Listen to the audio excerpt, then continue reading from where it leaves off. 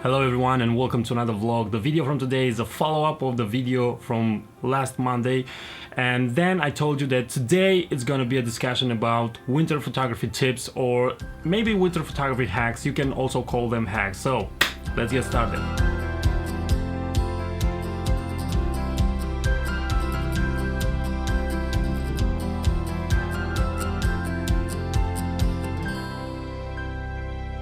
The video from today contains information that is particularly connected to winter photography.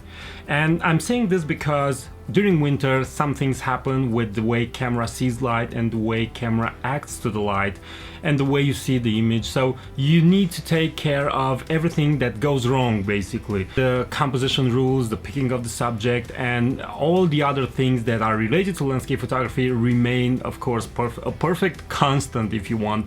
But there are things that are specific to winter time. If you have other tips, you can share them in comments below. Make sure to subscribe to this YouTube channel if you want to see more videos like this and other vlogs. And okay, now let's really get started with tip number one. And tip number one is related to exposure. Now, the way your camera sees light, it's very different from our eyes. When the camera sees something very bright, it has the tendency to make it a little bit darker. When the camera sees something darker, it has the tendency to make it a little bit brighter. And it doesn't matter on which mode you photograph. You can be in aperture priority, time priority, or either in manual mode. If you expose right on the middle and you're shooting a winter landscape, your images would look a little bit underexposed. And that is why the camera sees all that white, all that brightness, and it tries to make it a little gray if you want. And that is why you need to compensate for that. So you need to compensate with half a stop, 1 stop, 1.5 stops, or maybe 2 stops. It all depends on how bright the snow is, how much sun reflects from the snow and creates that brightness that the camera tries to compensate for. The way you can check is to use the histogram. You never want to have overexposed snow. You don't want a scene that is completely white. You need to have details in the snow. Tip number 2, eliminate the blue cast. There is one particular moment when the blue cast looks okay, and that is during night and during blue hour. And even in that moment, the blue cast doesn't necessarily need to overcome the image. But when you're shooting during the day, there are lots of winter photos with that blue feeling to it, where what is happening basically is the snow is receiving light and it reflects the blue of the sky, and it's a simple thing. What you need to do is compensate for that. Now you have the option to shoot raw and correct that in post, but I like to get the best result right inside the camera because it saves me a lot of time in post processing. What you need to do when you are looking at the LCD of your camera and you see that the image is fairly blue during winter, you need to first go to cloudy. If the image is still bluer, then you go to shade. Usually shade solves the problem.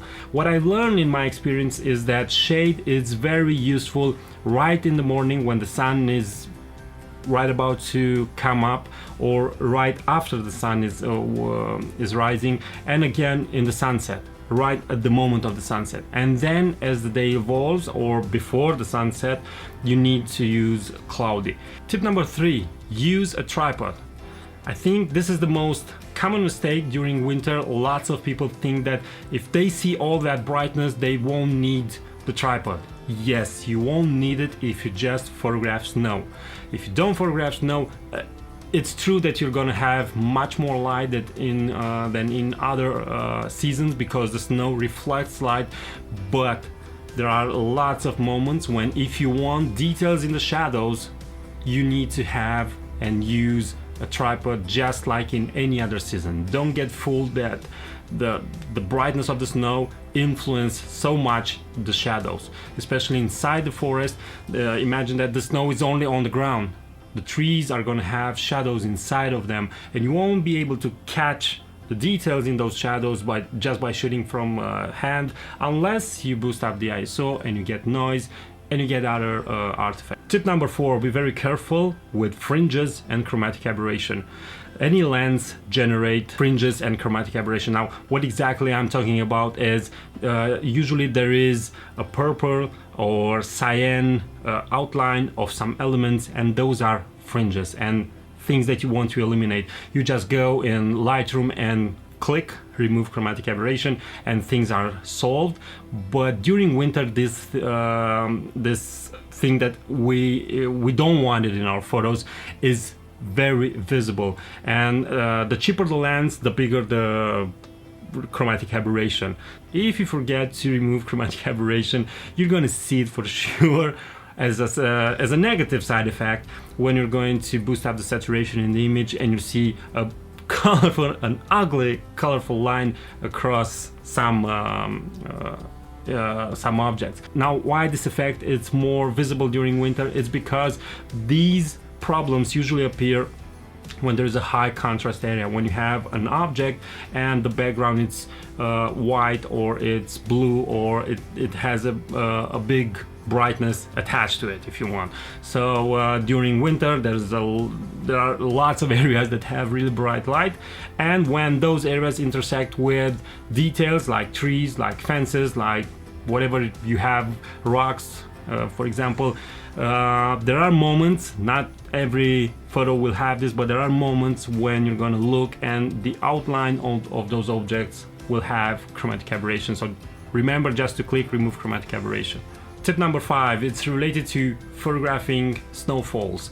There are moments when snowflakes are everywhere and they're falling down, and this is a beautiful moment, and we usually want to photograph that. And the thing that you have to be careful about is, first, make sure your focus it's not stolen by the snowflakes. Usually if the snowfall it's really heavy, then your camera is gonna focus not on your subject but on the snowflakes, and this is bad because you're gonna have a subject that it's not in focus. So make sure the subject that you want to photograph in that beautiful snowfall it's focused.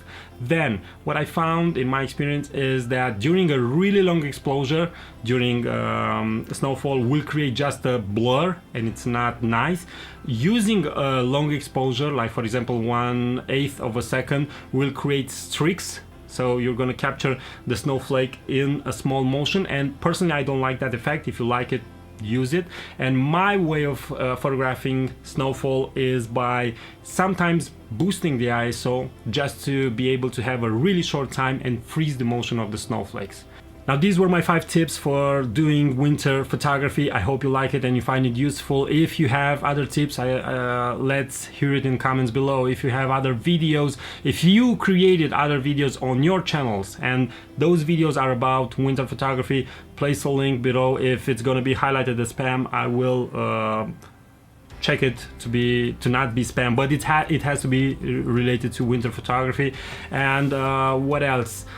So please subscribe to this YouTube channel, share it with your friends if you're here for the first time, and until we see on another video, Wednesday it's gonna be the first winter full vlog, so make sure you're gonna check it. Until next time, keep on photographing is the only way that you can get better. Thanks for watching, bye bye.